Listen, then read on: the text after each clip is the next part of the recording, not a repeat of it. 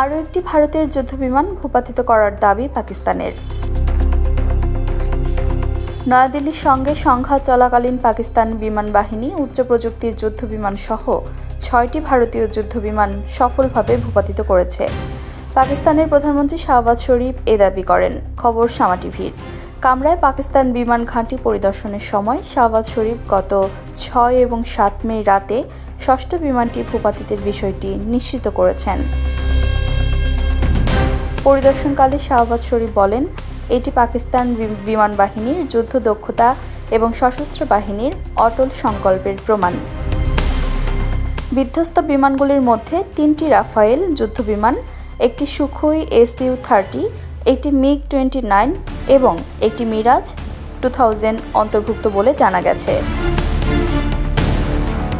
মানববাহী বিমান ছাড়াও পাকিস্তানি বাহিনী মোট 85টি ভারতীয় ড্রোন ধ্বংস করেছে, যার মধ্যে একটি ইসরায়েলি নির্মিত হেরেন ইউএভি এবং 84টি কোয়াডকপ্টার এবং নজরদারি ড্রোন রয়েছে।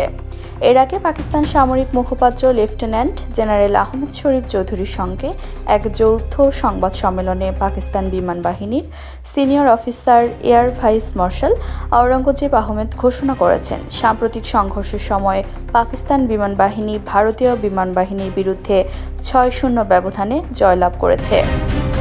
এভিএম আওরঙ্গজেব ভারতীয় আগ্রাসনের কার্যকর প্রতিক্রিয়ায় পিএএফ এর কর্মক্ষমতার প্রশংসা করেছে।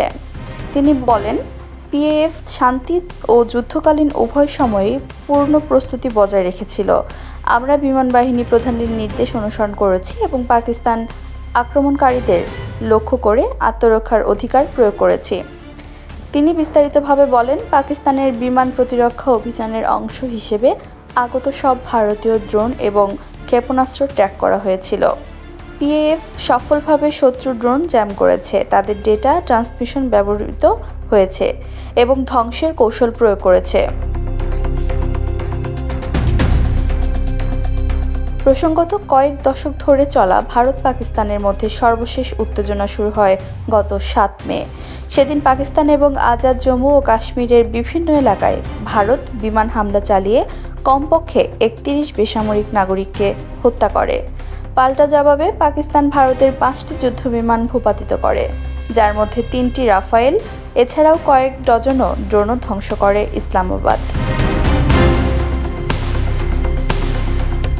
4 দিনের এই সংঘাতে ভারতের হাতে কমপক্ষে 11 সেনা এবং 40 বেসামরিক নাগরিক নিহত হন বলে উল্লেখ রয়েছে প্রতিবেদনে।